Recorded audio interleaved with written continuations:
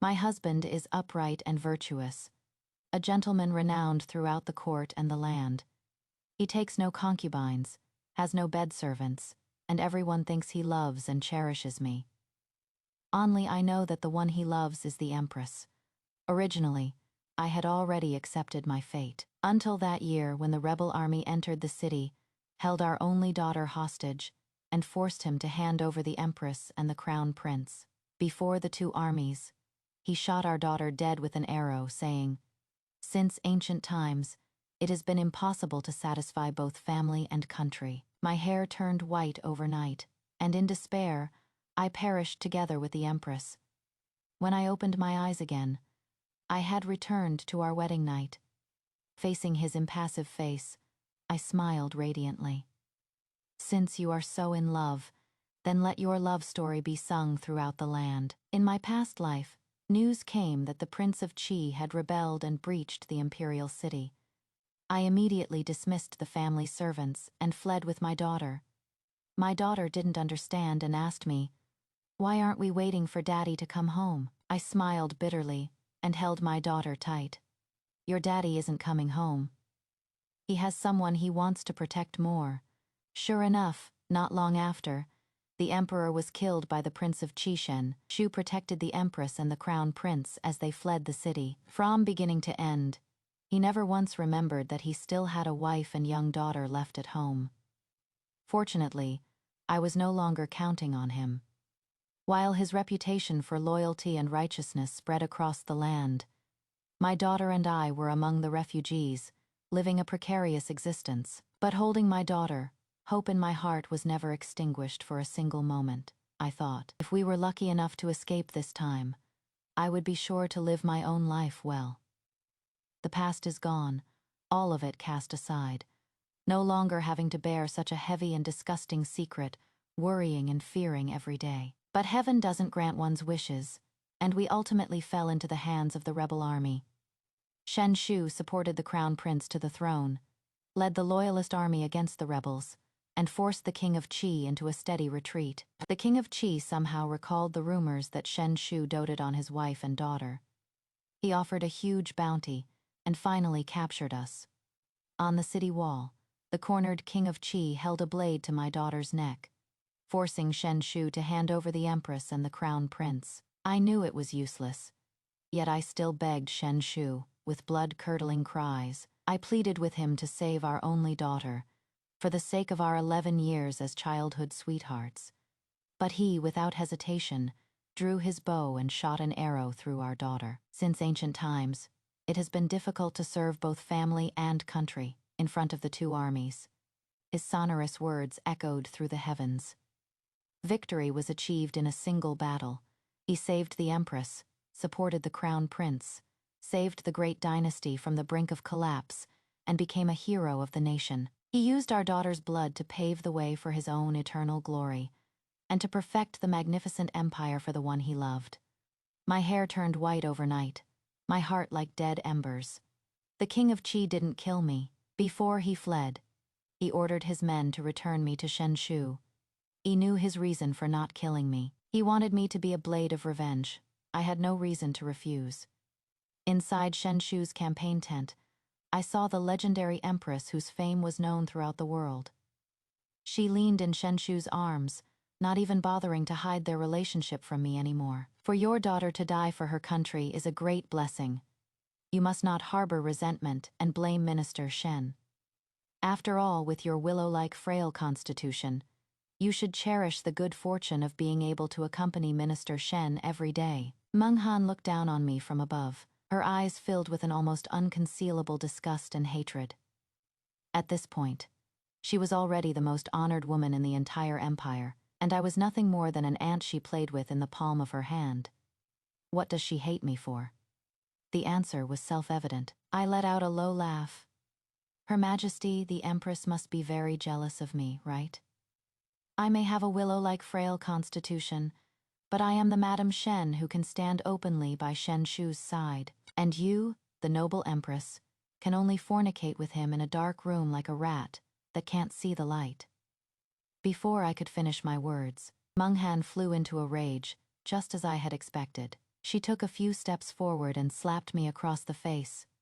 "How dare you?" My head was knocked to one side. Half of my face burned with pain, and a metallic sweetness welled up in my throat. Still not satisfied, her long nail guard scratched my face. "What do you think you are? To be worthy of speaking to me like this? That you get to keep that worthless life of yours is all thanks to my mercy and generosity. I originally wanted you to go back to the Shen residence to continue being a decoration, but since you are so ungrateful, you can go to the Sibei nunnery for that bastard you gave birth to." I didn't give her the chance to finish that sentence. The golden hairpin hidden in my sleeve pierced her throat. Fresh blood spurted all over my face. The bright and beautiful face that was just so arrogant a moment ago was now extremely distorted and ugly, due to the pain. Her mouth wide open, her eyes bulging, like a dead fish. Before I could pull out the hairpin to stab Shen Shu, I was kicked away by a strong force. I vomited a mouthful of blood, and in the sea of red, I only saw Meng Han falling into Shen Shu's arms. That face, which had never shown any emotion for ages, was now a mixture of shock, pain, regret, and anger, making it a very beautiful sight. He cursed at me with red eyes. "You venomous woman, I will make you suffer eternal damnation." Unfortunately, he didn't have the chance. Before entering the door, I had already taken poison. Now the poison has entered my lungs, and every wisp is pain. In a daze, I saw that little person like a pink dumpling waving at me, like countless times before. She comforted me like a little adult. "Mother, don't be afraid. Zhao Zhao will always be with you, my daughter." Her name is Shen Zhao Zhao. From the moment she was born, she had never been held by her father even once. She is very well behaved and obedient. She always asks me why her father doesn't like her. She even thinks that her father dislikes me because he dislikes her. In order to get her father's love, she learned the zither, learned chess, learned calligraphy, and learned painting. The tiny little one studied hard every day without tiring. She thought that by mastering these things and becoming the most famous lady in the capital, she could make her father stop hating her. But even when her fingertips bled from playing, the blood formed scabs, and the scabs fell off only to be replaced by layer upon layer of calluses. She still couldn't get a single glance back from her father. That day, on top of the city wall, my Zhao Zhao faced the arrow shot by her father, yet she just looked at me. She said to me, "Mother, don't cry, Zhao Zhao is not afraid." She was only 6 years old. In the final moments of her life, she was still trying to comfort me. This useless mother of hers. I used the last of my strength to reach out to her. "Good child, Mother is coming to be with you." I had a rebirth, reborn on the wedding night with Shen Shu. Just like in my previous life, the wedding veil was lifted, and what met my eyes was Shen Shu's face, cold to the extreme. He opened his mouth and said he was tired and was going to rest. I couldn't tell if it was reality or a dream, but the face before me was truly too detestable, so without hesitation, I slapped him across it. Because I used too much force, a numbing pain shot through my hand. On Shen Shu's originally jade-like face, there were now 5 clear finger marks. It actually wasn't a dream. A jolt of joy went through my heart, and I raised my hand and gave him another slap. Shen Shu was stunned. He grabbed my hand, his eyes turning slightly cold. "What kind of madness is this?" I let out a cold laugh. Nothing else, my hands were just itchy. Shen Shu was stunned, showing a rare bewildered expression. I kept at it, spouting nonsense. "Didn't my dad tell you that I have a madness disease, and if I don't hit someone for a day, my hands get unbearably itchy? Since you promised my dad to take care of me for a lifetime, you should be willing to be beaten by me." Shen Shu was furious. "What the hell are you talking about? We've known each other for so long. How come I never knew you had this kind of illness?" I rolled my eyes. What you said is laughable. If I were to let you know, how could I get you to willingly marry me? But you don't need to feel wronged. My dad raised you for so long, you can just treat this as repaying his kindness now. Anyway, you are thick-skinned. What is the big deal about being hit a couple of times? He was exasperated. Aren't you afraid I'll divorce you? I leisurely drank a cup of nuptial wine. Go on, divorce me, to marry me. You rejected the marriage proposal from the family of the Vice Minister of Personnel. Everyone knows I am the daughter of your respected teacher. If you divorce me, do you still want your reputation? He looked at me hatefully, holding it in for a long time before only letting out a "you."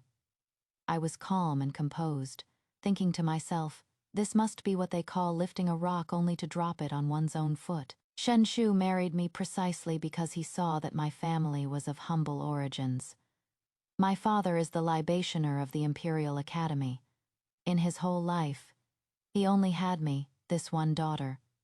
Shen Shu was originally a distant clan nephew from my mother's family. Because his birth mother had an affair, she conspired with her lover to poison his father to death. People in his clan seized his family's property and drove him out. One year, my father accompanied my mother back to our hometown, and seeing how pitiful he was, brought him along to study. At first, my father also had the idea of taking him in as a live-in son-in-law, but Shen Shu was very talented when it came to studying.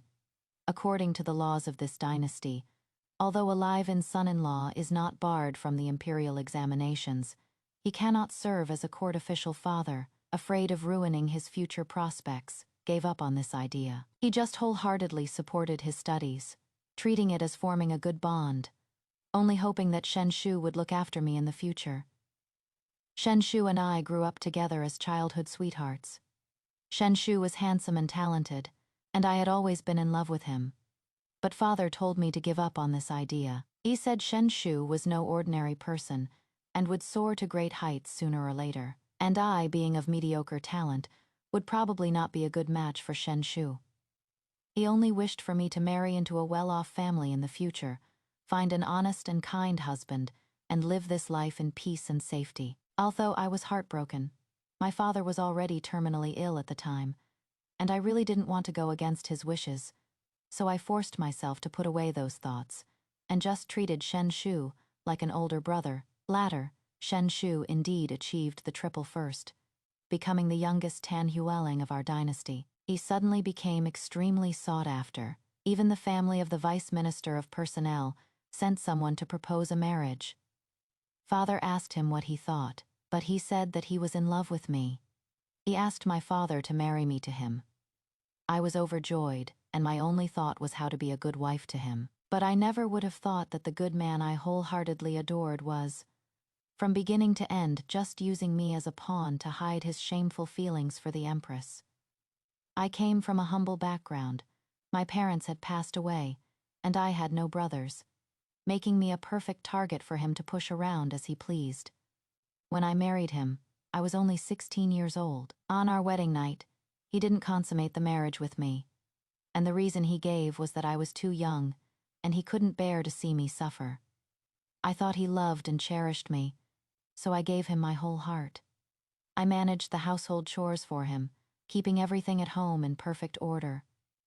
In the eyes of outsiders, we were a deeply devoted couple. In the 2 years after our marriage, he had always been chaste and well-behaved. When his colleagues invited him to drink with courtesans, he refused every time, even saying he had a fierce wife at home. For a time it was spoken of as a heartwarming story. Even though he had always treated me coldly at home, I never doubted his feelings for me. I thought he was just naturally aloof. Until I turned 18, he still had no intention of consummating our marriage. As a girl whose birth mother died young and whose father had passed away, I didn't even know who to ask about such things. Later, I mustered up the courage to imitate those courtesans, prepared a table of food and wine, and invited him for a drink. During the meal, I let my clothes fall half off and sat in his lap, but he violently pushed me away, asking me where I learned such low-class tricks. That it made him feel disgusted. I will never forget the look in his eyes when he looked at me then. 3 parts contempt, 3 parts loathing, and a full 12 parts of superiority. It was as if in his eyes I was some kind of lowly and filthy thing. I was both ashamed and annoyed watching him storm off, not knowing what to do. For a long time he ignored me, even though we lived under the same roof. He treated me like air. It was as if even a single glance at me would dirty his eyes. At that time, I was too young and had no idea this was his way of disciplining me, breaking my pride, trampling my self-respect. To make me a pathetic creature in the rear courtyard who could only pity herself and look to him for every single thing. Back then, I didn't know what to do and could only dare to cry secretly under my quilt every day. Thinking of this, I was filled with anger and slapped Shen Shu again. He grabbed my hand and warned me not to push my luck. "Do you really think I wouldn't dare to hit you?" I caressed his face and chuckled. "Go on, hit me. If you hit me once today, tomorrow, I will make sure the whole world knows that the Tan Hualang abuses his first wife and that his first wife is the daughter of his benefactor." I wonder if the emperor would like this rumor. Fury rolled in Shen Shu's eyes, but in the end, he didn't dare to make a move. I knew he wouldn't dare to hit me. At this moment, all he wanted was to climb up the ladder for his empress. His reputation could not have the slightest blemish. He actually humbled himself to lower his head, feigning a deeply affectionate appearance, and intimately nuzzled my cheek. "Kezjen, do you have some misunderstanding about me? Or have you listened to some slander? We're childhood sweethearts. You should know that my heart is full of you. I come from a humble background, and getting to where I am today was by no means easy. As husband and wife, we are one, sharing honor and disgrace. My single-minded focus on my career is also for your own glory. Since you are my wife, you should manage the household for me, so that I have no worries about what is behind me." Shen Shu was born with a pair of amorous eyes. When he looked at you with such focus, it was hard not to have the illusion that you were the only one in his eyes. If I were still the Su Kezjen from my past life, after he said all this, I probably would have been willing to go through a mountain of swords and a sea of fire for him. Unfortunately, that Su Kezjen is already dead. The one standing before him now is a lone, vengeful ghost who wishes she could grind his bones to dust, and his attempts to placate me are only because he can neither divorce me nor do without a puppet like me. I stroked his face, then slapped him again. "What a waste that you are, born of an adulterous mother. How could you possibly deserve to love me?" Shen Shu stared at me fixedly, wishing he could eat me alive. But in the end, he just gritted his teeth and left. I sat on the large red wedding quilt, gazing at his departing figure, my mind filled with ways to bring him and Meng Han to their deaths. Since they're so in love, wouldn't it be a disservice to their deep affection not to let their love story be sung throughout the world? The next day, I got up early and cooked a pot of hot congee. I set up breakfast in the main hall and invited Shen Shu to eat. Shen Shu looked at me suspiciously, probably not understanding why I, who hated him to the bone last night, was so solicitous toward him this morning. I rolled my eyes, take it or leave it. If you don't eat today, don't even think about ever eating another meal I cook again. In the end, Shen Shu sat down and started drinking the congee. Then, I knocked him out with a sleeping potion. I spat on his face. "Such a scumbag, still wants to eat this granny's food. Go eat in the underworld." After that, I couldn't wait to smash open the door to his study. After a thorough search, I indeed found that small portrait of Meng Han in a hidden compartment in the wall. The inscription in the bottom left corner read, "To my dearest Han Han." It was unmistakably Shen Shu's handwriting. Seeing this small portrait again after 2 lifetimes, I still felt disgusted in my heart. The past events of my previous life rushed into my mind like a revolving lantern. Ever since Shen Shu rejected me that time, I was dejected for a long time. I am not the type of woman who can't pick herself up and let go. No matter for what reason he treated me like this was not the marital relationship I wanted. Even though my heart felt like it was being cut by a knife, I still proposed that if he didn't love me, I could separate from him. He looked at me for a long while, then tucked my hair behind my ear. "Why would you think that? Of course I love you. I don't consummate our marriage with you only because I cultivate the way of Huang Lao, which forbids bedroom affairs. But if you want to, I am naturally willing to satisfy you." That day, we consummated our marriage. Throughout the entire process, all I felt was pain. In bed, he was still cold and distant. After we were done, he said he still had official business to attend to, then left as if he were fleeing. Under the cold moonlight, I watched him leave with hurried steps. My heart just felt desolate. When it came to that sort of thing, he was still indifferent. He would only have sex with me on a fixed day each month. Soon after, I became pregnant. After that, I had a child. He never touched me again, to outsiders. We looked like the perfect, respectful couple. But in reality at home, we were like two parallel lines that never intersect. Just as my father had predicted, he rose higher and higher through the official ranks. We moved. After the house got bigger, we would often go for 10 days or half a month without seeing each other. By this time, I had already sensed that something was wrong, but we already had a child, so I thought perhaps all women in the world are like this. I just treated him as the father of my child, and it is not like I couldn't get by. The only thing I was dissatisfied with him about was that he wasn't attentive to Chao Chao. When Chao Chao had just learned to walk, she saw Shen Shu in the residence and, wobbling, wanted Shen Shu to hold her. She fell halfway there and started crying loudly. Shen Shu just stood to the side, frowning as he watched, but in the end did not hold her. That day, Shen Shu and I had a huge fight. He asked me, what else was I dissatisfied with? You wanted shelter, so I married you and gave you shelter. You wanted a child, so I gave you a child. You wanted honor, so I earned you honor.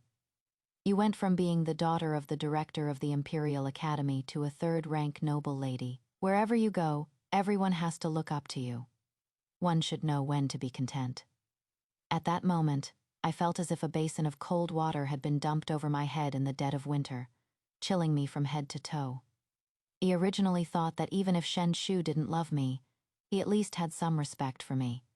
But as it turned out, in his heart, everything he gave me was just charity. I didn't want this kind of charity and proposed divorce again.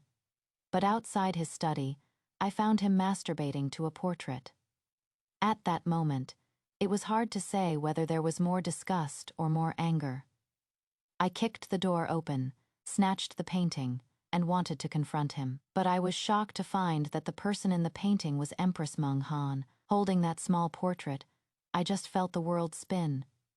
Many things from the past that had puzzled me now had answers. Why Shen Shu wanted to marry me, why he married me but wouldn't touch me, and why the Empress had to torment me every time she saw me. As Shen Shu's wife, it was inevitable that I would see the Empress during holiday court audiences. I still remember the first time I saw her. I dropped and shattered a jade ruyi scepter because I failed to catch the reward a palace maid handed me. The Empress punished me by making me kneel in front of Fengxing Palace for 3 shichen.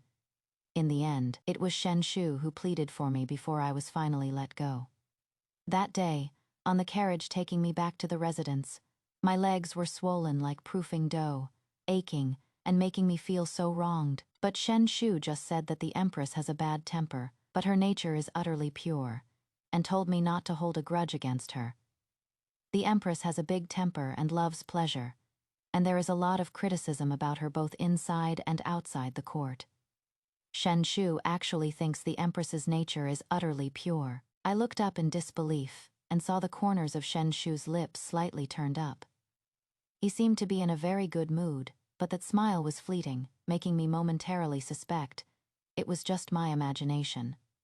And now, I finally understand, it wasn't my imagination. Shen Shu was truly happy because the Empress punished me, because by punishing me, the Empress was showing her jealousy over him. What did I do to deserve this, to actually become a tool for them to pass messages of affection? I was utterly horrified and questioned him, asking if he knew that if what he was doing was discovered, it would drag the entire family down to a death with no burial. He just gave me a cold look. Since you know, then shut your mouth. I proposed a divorce. I wanted to leave this madman. But he said, a divorce is fine. You can leave, but Zhao Zhao must stay, under the moonlight. His jade-like face looked like a man-eating demon. I finally understood why Shen Shu wanted me to have a child. Because he needed a hostage. Once I had a child. It was like handing him a hostage. So even if I knew his filthy and dark secret, I could only pretend nothing was wrong and help him keep it hidden. Thinking back to my past life, he and Meng Han had never treated me as a human being. They are gods, high and mighty, while I am just an ant, as humble as one can be. The fact that I was even chosen to play out this legendary romance with them is a blessing of 3 lifetimes. Actually, I had already accepted my fate, as long as Zhao Zhao is okay, but they should have never ever come after even Zhao Zhao. Thinking of Zhao Zhao, my heart feels like it is being twisted by a knife. Me child, life is too bitter. In this lifetime, mother can't irresponsibly bring you into this world again, but the people who wronged you, mother will send them to hell, one by one. I hid the small portrait of Meng Han close to my body. I know that as long as I take this portrait to the Shunqian prefect, Shen Shu will die without a burial place. But for me, this is far, far from enough. First, this painting alone cannot convict Meng Han. As long as Meng Han feigns ignorance, she can stay out of it. With Shen Shu's deep affection, he might even die to protect Meng Han's innocence. Second, death is simply too easy for Shen Shu. He deserves a better destination. To make this painting in my hand yield its greatest value, I must plan carefully. At this time, Meng Han is not yet the Empress. The Empress's surname is Xiao. She is the Crown Prince's mother, and also the legitimate daughter of the Marquis of Dingbei. A year later, the Marquis of Dingbei committed the great crime of treason, and the entire Xiao clan was executed. The Crown Prince was deposed. Empress Xiao killed herself in Fengqing Palace. Not long after, Meng Han gave birth to a prince and was named Empress. Became the biggest winner in the Marquis Dingbei's treason case. And the Marquis Dingbei case was the first major case handled by Shen Shu. If you said there was no coincidence in this, not even a ghost would believe it. The so-called enemy of my enemy is my friend. Since I want to deal with Shen Shu, the Marquis Dingbei's residence is my greatest ally. I took a silver ingot from my dressing case and had the young servant at the gatehouse send an invitation to Xiao Rufeng, the heir of Marquis Dingbei, in Shen Shu's name, inviting him to the residence for a chat. I knew Xiao Rufeng would definitely come. Rumor has it that this heir Xiao is fond of men and has been lusting after Shen Shu for a long time. It is just that Shen Shu detests his character and has always treated him with open disdain. Today, I will give this heir Xiao a grand gift, delivering the washed and cleaned Shen Shu to his bed. This will be my pledge of allegiance to Xiao Rufeng. You wonder what a wonderful expression that noble consort in the palace will have on her face when she hears that her most beloved man is writhing in pleasure under another man. As expected, Xiao Rufeng arrived as invited. He was a little surprised when he saw that the person welcoming him was me. Having lived 2 lives, this was also the first time I had seen this legendary heir of Marquis Dingbei. His ancestors and his father's generation had illustrious military achievements, but he alone was a complete dandy. Originally, the heir was his elder brother. He was just the younger son. Later, his elder brother died in battle, and he inherited the title of heir. But he knows nothing about leading troops and fighting wars, only skilled in cockfighting and dog racing. The most outrageous thing is that he also likes men and often frequents brothels. In his previous life, he once openly flirted with Shen Shu at a banquet in the Crown Prince's mansion. He was also impeached by the imperial censor for this, and was fined a year's salary by the emperor. Shen Shu hated him to the bone. Later, Shen Shu was in charge of the trial of the Marquis of Dingbei's rebellion case, and sentenced Xiao Rufeng to immediate execution. It was once rumored in the streets that this was a clear sign of heavenly justice and a fitting retribution. However, Xiao Rufeng was different from what I had imagined. According to the rumors, he was frivolous and a complete playboy. In reality, although he was handsome, he was tall and slender, and even though he wore a frost-colored long robe, he could not hide the sharp and murderous aura around him. Xiao Rufeng asked me why I had invited him here. I opened the door of the study, and on the couch lay the unconscious Shen Shui said, "I am giving you a great gift." Xiao Rufeng was choked and started to cough. He looked at Shen Shu, then at me, and turned to leave. I had to use all my strength to hold him back. He kicked Shen Shu, and a fierce light flashed in his eyes. "Stop playing dead. Get up." I didn't expect the noble and upright Tan Huolang to resort to such a scheme to bring down my Xiao family. He kicked for a long time, and found that Shen Shu did not move at all. I looked at Xiao Rufeng, lost in thought. This demeanor of his is very different from the legendary prodigal son. A thought crossed my mind. Could it be that Xiao Rufen's past absurdity was all an act? However, this made it easier for me to say what I was going to say next. I told Xiao Rufen that I have a cooperation opportunity, where young Master Xiao can get the beauty, and also help the Empress take down the imperial consort. Xiao Rufen's face changed drastically, and he told me not to talk nonsense. He turned to leave, but I calmly pointed out that the Empress and the Xiao family are in danger. Internally, the imperial consort is eyeing the Empress's position like a tiger. Externally, the Emperor is wary of the Xiao family. The Xiao family may seem to be at the height of their power now, like cooking with raging fire and hot oil, but the slightest misstep will lead to eternal damnation. If this weren't the case, young Master Xiao wouldn't have to tarnish his own reputation in front of the world. Hearing this, Xiao Rufen lunged forward and grabbed my throat. "Do you know that what you just said is enough to get you killed 800 times? I chuckled lightly. "How about this, young Master Xiao? Go to the palace first and search Her Majesty the Empress's chambers for any nightmare-cursing objects. I will wait for you here, young master." Xiao Rufen pondered for a long while, then suddenly let go of me and left in a hurry. Just then, Shen Shu on the bed woke up. He cursed me up and down, asking what the hell I wanted to do. I stroked his face. Of course, I want to trade him for a life of wealth and splendor. Shen Shu was furious and struggled with all his might, but he was tied up tightly by me and couldn't break free at all. Because he couldn't break free, Shen Shu started to curse me in all sorts of ways. I have to say, his level as a third-ranked scholar was also very limited. After all the scolding, he went back to the same old routines. I found him noisy, so I fed him another bowl of medicine. The world became quiet. In the evening, Xiao Rufeng indeed came back to find me. He asked me who on earth I was and how I knew about the thing under the Empress's bed. I stammered and said I had a dream. In the dream, the Xiao family and I had a tragic end. Then I told him all the unlucky things that happened to us in our past life. I also said that I didn't believe any of it at first, until I found this small portrait in my dear husband's room.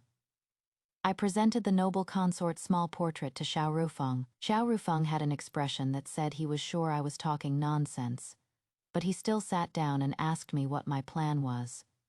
After it got late, a small sedan chair followed Xiao Rufeng into the Xiao residence.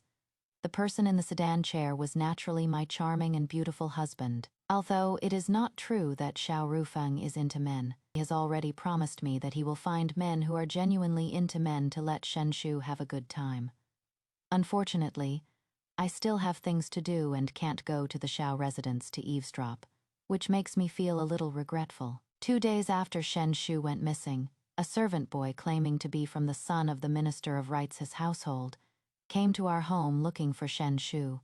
We recognized him at a glance. He wasn't a servant boy from the minister's household at all, but the messenger between Meng Han and Shen Shu in our past life, an errand-running little eunuch from the imperial workshops. In my last life, ever since I discovered Shen Shu's ugly affair, he didn't shy away from me at all at home anymore. The one who passed messages for Shen Shu and Meng Han back then was this young eunuch.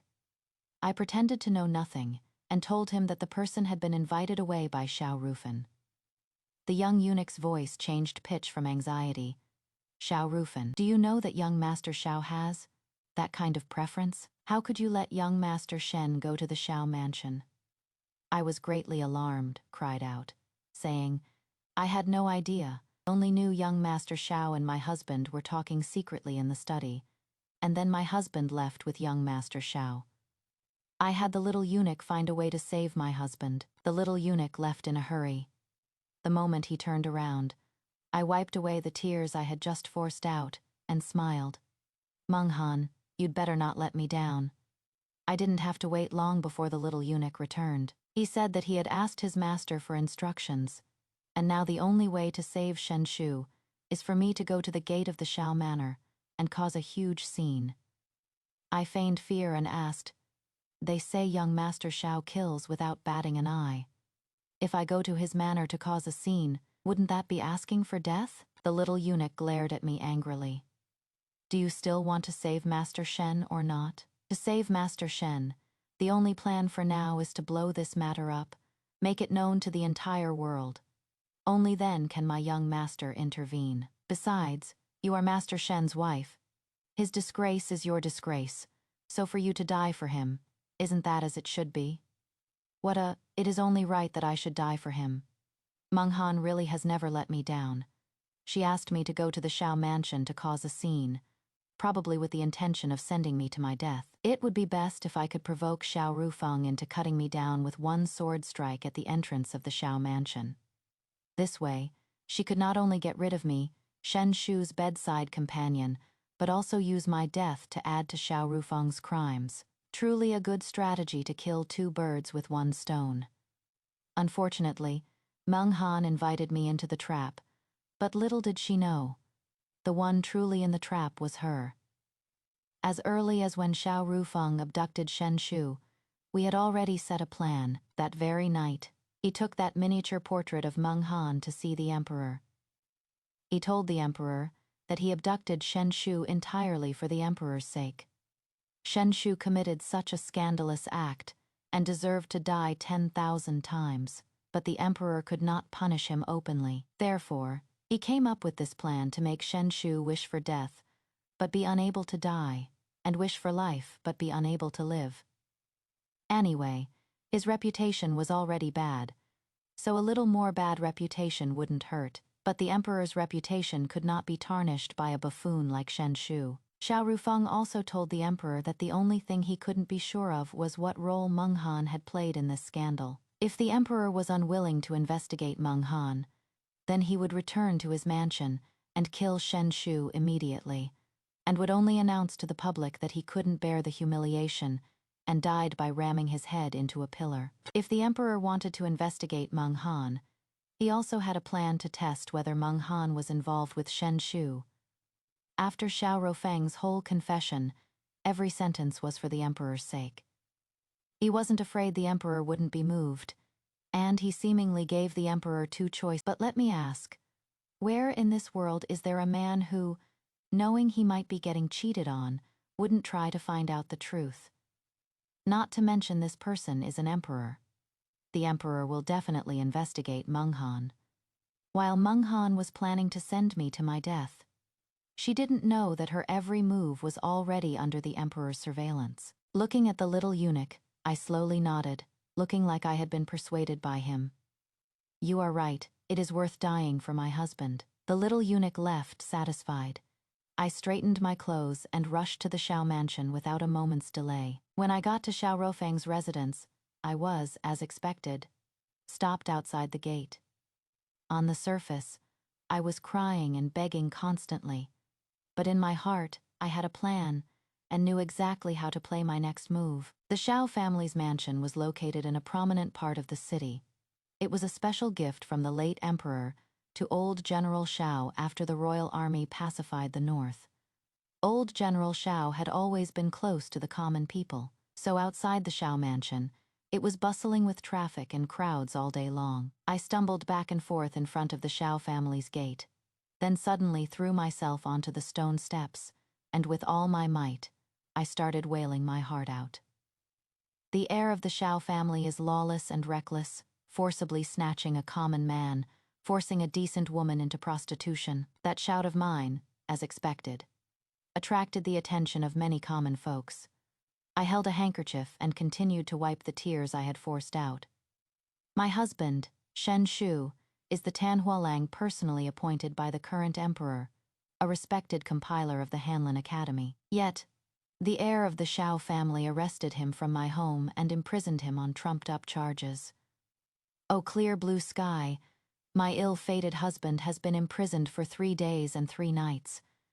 I've heard that the heir of the Shao family is a man who devours people whole, bones and all. I am afraid that by now, my dear Shen has already been. My dear Shen, I understand. Even if you could walk out of the Shao family's residence alive, you would never have the face to live on shamelessly. In that case, I will accompany you. I don't want to live anymore. After performing this set of lines with dramatic cadence, I ran towards the tall stone lion at the entrance of the Shao family's residence, taking advantage of the moment. No one was paying attention. I broke the dog's blood packet I had prepared beforehand, and in an instant, blood was gushing down my forehead. I then fainted in front of the Shao family's entrance. This grand performance I put on filled the crowd with righteous indignation. Even with my eyes closed, I could still hear the onlookers, in various accents, cursing Xiao Ruofeng soon. I was taken away by people sent by Xiao Rufeng. After being taken to a medical hall by the Xiao family's people, Xiao Rufeng was indeed already waiting for me. He looked at the dog's blood all over my head and face, and laughed that I was trying too hard. As I wiped it off, I reminded him that if you are going to put on a show, you have to go all the way, and that the next part was up to young Master Xiao. Just as we plotted, I made this disturbance known to everyone, and sure enough, it caught the attention of the imperial censors. The next day, Xiao Rofeng was collectively impeached by the imperial censors. For a while, all the civil and military officials of the court had no time to report on any other memorials. The emperor was furious, and immediately decided to personally preside over the case. Xiao Rofeng and Shen Shu were escorted into the palace for an audience with the emperor, and I too was brought into the Golden Throne Hall as an important witness. After plotting for so long, the good show is finally on. When I arrived, the interrogation had just begun. Having not seen him for a few days, Shen Shu had already been tortured until he was nothing but skin and bones. It is a pity Meng Han isn't here. I really want her to see how Shen Shu looks today. He got very agitated when he saw me, calling me a venomous woman, his eyes looking like he wanted to swallow me whole. But I threw myself on him, crying loudly, "My husband, what has happened to you?" I even put on a stance like I was going to fight Xiao Rofeng to the death. Anyon, who saw it, would have to praise me for being a virtuous wife. With great difficulty, I was restrained by the eunuchs, and I knelt before the emperor, kowtowing desperately, begging the emperor to seek justice for Shen Shu. Xiao Rofeng yelled that he was framed, and he pleaded for the imperial censors to withdraw, because this case was merely the emperor's family affair. The imperial censors refused to withdraw, saying that no matter concerning the imperial family is a small matter. Xiao Rofeng looked at the emperor with difficulty and firmly stated that if the imperial censors did not withdraw, he could not speak on the case. He gave Shen Shu a meaningful look, suggesting that it should be young Master Shen who decides whether the imperial censors should be present. Shen Shu kowtowed, pleading for the imperial censor to withdraw.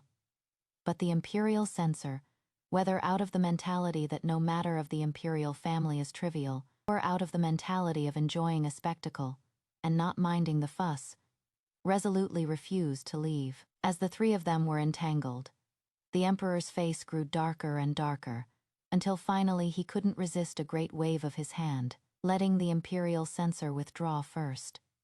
The imperial censor had no choice but to leave, and with the departure of the imperial censor, besides the emperor and his personal eunuch, only Shen Shu, Xiao Rofeng, Empress Xiao, and I were left in the hall. Probably because this matter involved the imperial harem, Empress Xiao was also present. Xiao Rofeng, putting on a full act, immediately prostrated himself at the emperor's feet. He gave Shen Shu a greasy look, stating that the reason he had seized Shen Shu was admittedly partly due to his own selfish desires. He did indeed covet Shen Shu's body, but if it weren't for Shen Shu doing something treasonous, he wouldn't have dared to insult a court-appointed official, even if he were given 800 guts. Shen Shu refused to accept it, opening his mouth to curse Xiao Rofeng as a beast. and knelt to beg the emperor to grant him justice. Xiao Rufeng gave a cold laugh, took a small portrait from his robes, and threw it in front of Shen Shu. Then please, Editor Shen, explain just who this person in the painting is. Shen Shu glanced at it, and his eyes froze as if he had seen his own death date. The emperor and empress, probably because they had already seen this small portrait, both had very calm expressions. However, the emperor still showed the anger he should have, picking up the Rui scepter at hand and throwing it at Shen Shulet. Shen Shu explained, the jade Rui scepter hit Shen Shu on the head, then bounced to the ground and shattered into pieces. The sound of the jade shattering made everyone present as silent as a winter cicada. Shen Shu's blood flowed like a torrent, but he quickly calmed down, kowtowed to the emperor, and said that he had never seen this painting, and that it was all a conspiracy by Xiao Rufeng and me. In front of everyone, he began to talk about how I drugged him and knocked him out on the second day of our marriage, and how I sent him to Xiao Rufeng's mansion. He was emotional, his eyes were red, as if he had encountered a demon. He shouted that he was wronged, and begged the emperor to do him justice and grant me, this poisonous woman, death. He didn't notice at all that the people in the hall were looking at him like he was a madman. I put on a heartbroken look at him and asked, "My husband, are you crazy? I've been planning everything for you. How can you do this to me? Even if you want to absolve yourself of the crime, you can't slander me like this." I also prostrated myself on the ground facing the emperor and crying my eyes out.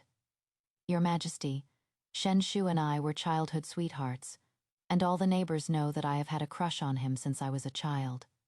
Whatever good things I had at home, I would give them to him first. In order to let him study at ease, my family never let him do any chores.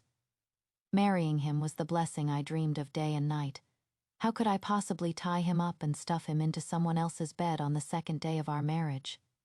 And a man's bed at that. My husband is the most upright person. It must be that young master Xiao tortured him until he went mad. That is why he is spouting nonsense here. Your Majesty, you must seek justice for this humble woman," I feignedly accused Xiao Rufei. Xiao Rufei sneered and said, "Are you an idiot? Your dear husband is about to kill you, and you still have the mind to speak ill of me." I wept and wailed, looking completely lost. Empress Xiao gently reminded me to tell everything I knew, saying that she and the emperor would definitely seek justice for me. I looked at Empress Xiao and blurted out like a fool, "I've already said it. What else is there to say?" I knew very well that the more foolishly I acted at this moment, the more I could gain the emperor's trust. Empress Xiao was very satisfied with my impromptu performance, a smile reaching the bottom of her eyes. "Just tell us truthfully how Fei went to your house, and how he took Editor Shen away from your house. That will be all." I paused for a moment before slowly speaking. "Your humble daughter is foolish. I've only been married into the Shen family for a total of 3 or 4 days.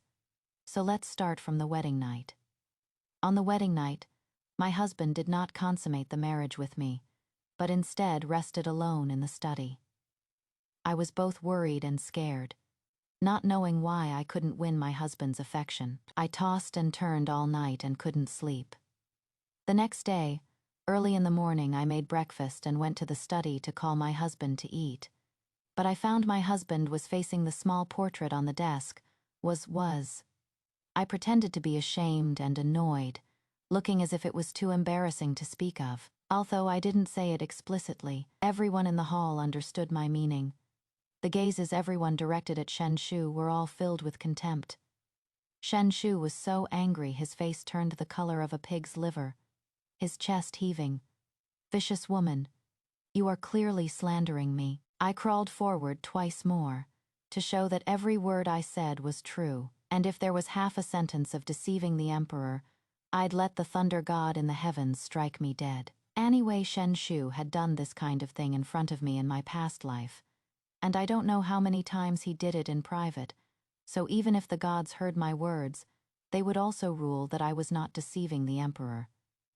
Shen Shu raged impotently, incessantly spewing filthy and slanderous words about me from his mouth. As for me, I was crying so hard I couldn't control myself, unable to continue speaking. A eunuch promptly gagged Shen Shu's mouth. Shen Shu was like a lamb waiting to be slaughtered, only able to make whimpering sounds. The emperor gestured for me to continue. I stammered. I don't know who the person in this painting is, but for something like this to happen on the very first day of my marriage, I am truly heartbroken.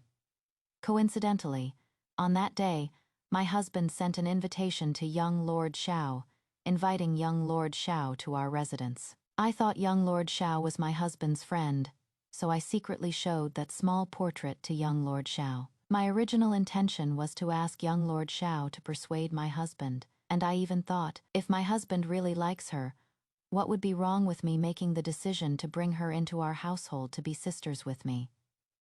Who would have thought? The moment young Master Xiao saw the small portrait, his face changed drastically. He hurriedly put away the painting and went to find my husband. As a result, my husband was taken by young Master Xiao to his residence and hasn't returned for several days. Coincidentally, the young servant from the minister's family, who is good friends with my husband, came to our residence looking for him. I told the servant about this, but the servant told me that young Master Xiao, he is into men, and that I should go to the Xiao residence with great fanfare to demand my husband back. He said young Master Xiao wouldn't dare not to release him. What happened after that, everyone already knows.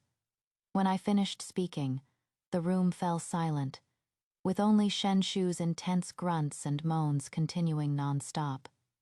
I was just like a wife who cared only for her husband's safety, kowtowing bang-bang towards the emperor. A fiery pain came from my forehead. It must have already swollen up. But my heart was filled with a sense of glee, because I knew that every kowtow I made was a death knell for Shen Shui kowtowed while crying. Your Majesty, I don't know which lady is in that painting, but my husband liking a woman, that is not a crime punishable by death, is it? Ere Xiao insulted my husband so, I beg your Majesty to grant justice for this common woman. My words were heartfelt and sincere, and perfectly reasonable. In comparison, Shen Shu's defense seemed weak and unconvincing. The emperor already looked at Shen Shu as if he were a dead man. Just then, Meng Han was brought up. After 2 lifetimes, I saw Meng Han again. My heart was dripping blood with hatred, but I could only clench my fists tightly, using the pain to remind myself that I must stay calm. Whether in my past life or this one, Meng Han was always deeply favored by the emperor. If I want to take her down, I cannot make a single wrong step. She knelt down to salute the emperor. The emperor stared at her, not telling her to rise. It was Empress Xiao who spoke to her softly. Get up. It is nothing serious. We just found a portrait of you, noble consort, during a search of Compiler Shen's residence, so we asked you to come over and identify it. This portrait is so exquisite. Is it from your private collection? Meng Han only glanced at the small portrait on the floor before she gracefully knelt at the emperor's feet. Your Majesty, I didn't give her a chance to even begin her explanation. As soon as she looked up, I pretended to see her for the first time, my eyes wide with terror, pointing at her too horrified to speak. Right after, ignoring the fact that the emperor and empress were present, I crawled on my knees to Shen Shu and gave him several hard slaps across the face. You fool. How could you covet the noble consort? If you covet the noble consort, then why did you marry me? You damn son of a bitch. This is the grave crime of deceiving the emperor. It is one thing if you die on your own, but you had to drag me down with you. I'll fight you to the death. I desperately beat on Shen Shu, and Meng Han's defense was thus drowned out by the noise of my tantrum. As for Shen Shu, he knew the situation was hopeless the moment Meng Han came in, gritted his teeth and let me hit and curse him, not making a single sound. By the time the eunuch pulled me away, Meng Han had already missed the best window to defend herself. She knelt at the emperor's feet, her face slightly raised, tears rolling down from her eyes, on the verge of sobbing, a truly pitiful sight. Unfortunately, the emperor's attention was now completely captivated by me, and he didn't even spare her a glance, and I was already kowtowing to the emperor again. Your Majesty, this humble woman has only been married to this beast for 3 days. What this beast has done has nothing to do with me. If you are going to execute his 9 generations, can you please allow this humble woman to divorce him first? I was crying my eyes out, snot and tears everywhere, as ridiculous as a clown. But because of this, the originally heavy atmosphere in the hall was lessened. Meng Han's tears from just a moment ago were shed in vain. Xiao Rofeng laughed out loud at the right moment. Your Majesty, just grant her request. She looks quite pitiful. The Emperor waved his hand impatiently. Get up, stop crying. Your crying is giving us a headache. This meant that he had pardoned me. I was overjoyed and hurriedly kowtowed to express my gratitude. At this time, the Emperor finally turned to Meng Han. Go ahead and explain. What is the deal with this painting? As the saying goes, the first drumbeat rouses the spirits. The second sees them falter, and the third exhausts them. After my interruption just now, Meng Han's pitifully lovely expression was no longer as perfect as it was a moment ago. At this point, she could only state dryly, the person in the painting does bear a strong resemblance to me. But first, I did not paint it, and second, I did not send it. What does Your Majesty want me to explain? Unsurprisingly, she was preparing to abandon Shen Shu. I gazed at Shen Shu kneeling in the great hall and wondered if his heart was in agony from being backstabbed by his beloved, or if he found comfort in being able to sacrifice himself for her. Either way, it made me happy. Meng Han was still deploying her tear-jerking technique, crying more and more pitifully in front of the Emperor. Your Majesty, I don't know what others have said or done, but to convict me based solely on a small portrait, I am truly wronged. Your Majesty says Lord Shen has confessed to an illicit affair with me, so I implore Your Majesty to release Lord Shen and give him the opportunity to confront me. The hall was silent and still. Only Meng Han's sorrowful voice could be heard. I have been married to Your Majesty since I was 15, and not a day has passed where my heart wasn't devoted to you. Not a day has passed where I wasn't thinking of you, and certainly not a day has passed where I didn't long for you to come to my side. I am a bit willful on a normal day, but if Your Majesty does not believe in my devotion, Han implores Your Majesty, grant Han death to prove my innocence. So, Meng Han raised her head and looked at the Emperor aggrievedly, as pearl-sized tears welled up in her eyes right on cue. This tear-streaked, beautiful appearance, if it were in the past, would have surely captured the Emperor long ago. But now, the Emperor only scrutinized Meng Han, not saying a word. With no one responding, Meng Han had no choice but to get up from the ground and feign to ram herself into the stone pillar of the main hall. It looked as though Meng Han was about to die by hitting the pillar. The Emperor finally instructed the eunuch beside him, hurry up and stop the imperial consort. Meng Han heaved a sigh of relief, kneeling and kowtowing on the ground. Thank you, Your Majesty, for believing this subject. The Emperor looked at her coldly and said, we will give you one more chance to tell the truth, or you can choose to confront Shen Shu. Meng Han finally brought herself to glance at Shen Shu, probably certain in her heart that Shen Shu would definitely sacrifice himself for her, and unhesitatingly chose to confront Shen Shu. The gag in Shen Shu's mouth was finally removed. Shen Shu didn't disappoint Meng Han. He first stared fixedly at Meng Han for a moment, then immediately kowtowed on the ground with thuds. Your Majesty is wise. Your guilty subject, Shen Shu, was possessed, and actually lusted after noble consort Meng, a crime for which I deserve to die 10,000 times. But noble consort Meng truly did not know of your subject's filthy thoughts, so as not to implicate others. Your subject is willing to atone for my crime with death. Sigh Shen Shu, don't be too in love. Hearing Shen Shu take all the blame, Meng Han breathed a sigh of relief. She crawled to the Emperor's feet. Your Majesty, you heard him. I was wronged. This must be someone using Lord Shen to set a trap, to frame me. You must seek justice for me. The Emperor kicked her away. You wretch, still spouting nonsense even now. Do you think I am a fool? This kick was not light. Meng Han coughed up a mouthful of blood and was about to cry out that she was wronged. But when her gaze fell upon the bloody person being brought in by the guards, she couldn't say another word. That bloody person was the very same young eunuch who had delivered the letter for her that day. The young eunuch's feet had been chopped off. He was already at death's door, and there wasn't a single patch of undamaged flesh on his entire body. When he saw the emperor, he kept muttering only one sentence: "Your Majesty, spare my life."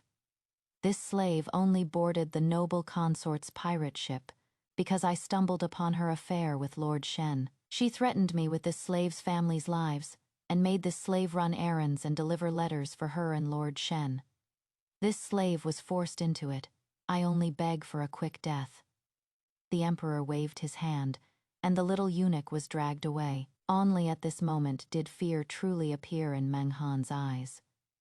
Her face was ashen, and not giving up, she threw herself at the emperor. "This must be the empress slandering your subject. Because you dote on your subject, the empress has always wanted to get rid of your subject. You absolutely must not be deceived by her outwardly virtuous appearance."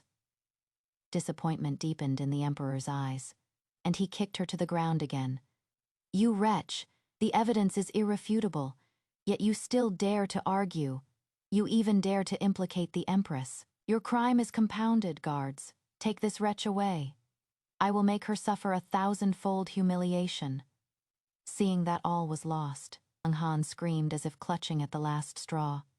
"Your Majesty, it was all Shen Shu who coerced your subject. He stole your subject's personal handkerchief and threatened your subject that if I didn't carry on with him, he would completely ruin your subject's reputation.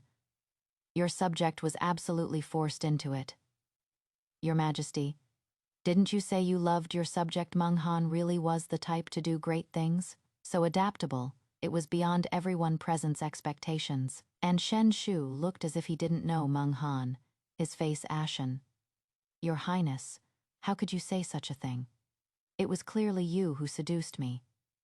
You also said the emperor is old and greasy, and that he disgusts you every time, that if you could have an affair with me, you would die happy. You are the empress that this subject would rather die to protect. How could you treat this subject this way? This dog-eat-dog drama is so spectacular. I never expected this." Shen Shu was gagged and dragged away, for fear that he would say more outrageous things. Meng Han, on the other hand, was constantly cursing him for being an idiot, saying she must have been blind to have fallen for him. The emperor was so angry he fainted, and before he passed out, he was still yelling, "I want this shameless pair to be sliced by 1,000 cuts." The rest of the story, I heard it all from Xiao Rufeng. Meng Han was executed by Lingqi. The emperor fulfilled his promise to have her cut into 1,000 pieces. It is just that. What the palace announced to the public was that noble consort Meng died of a sudden, untreatable, and severe illness. Shen Shu, of course, also died. In the official narrative, he died by smashing his head against a pillar, unable to bear the humiliation from Xiao Rufeng, and he even died a very dignified death. However, the reality is, he was gifted to Xiao Rufeng by the emperor, and is serviced in turns by several burly men every day. Only in this way could the hatred in the emperor's heart be relieved. Xiao Rufeng was caned 100 times in court by the emperor for forcing to death a Hanlin Academy editor. Of course, this beating was just for show. On the outside, it looked like his flesh was beaten to a pulp. The bloody sight was terrifying. But in reality, 7 days later, when I went to the Xiao Manor to visit Shen Shu, Xiao Rufeng was already walking around briskly. Yes, I went to visit Shen Shu at that time. His hands and feet were shackled with iron chains inside a cage, which would be his home for the rest of his life. Upon seeing me, he first cursed me, and then asked me, why. I told him that I had a dream. I told him everything I had experienced in my past life, one incident after another. I told him that, originally, he was supposed to step over the blood of me and my child to send his lover to the highest position. But now, he can only stay in this cage, waiting day after day to be favored. This is the ending I meticulously chose for him. As for me, thanks to the mercy of the emperor and empress, after holding a funeral for Shen Shu, I was sent to the grasslands of the frontier. I chose the place. In my past life, my daughter Zhao Zhao said that the place she most wanted to go was the frontier. She had read a line of poetry. In the vast desert, a lone smoke rises straight. Over the long river, the round sun sets. But she spent all her days at home learning the zither and painting and had never traveled far. I promised her at the time that after her 7th birthday, I would ask her father for permission to take a long trip to see the outside world. But my Zhao Zhao, in the end, never made it to 7 years old. Zhao Zhao, in this life, Mommy will go to the frontier for you, watch the sunset every day, and admire the great desert every night. If you can forgive Mommy, please, in your next life, be Mommy's daughter again.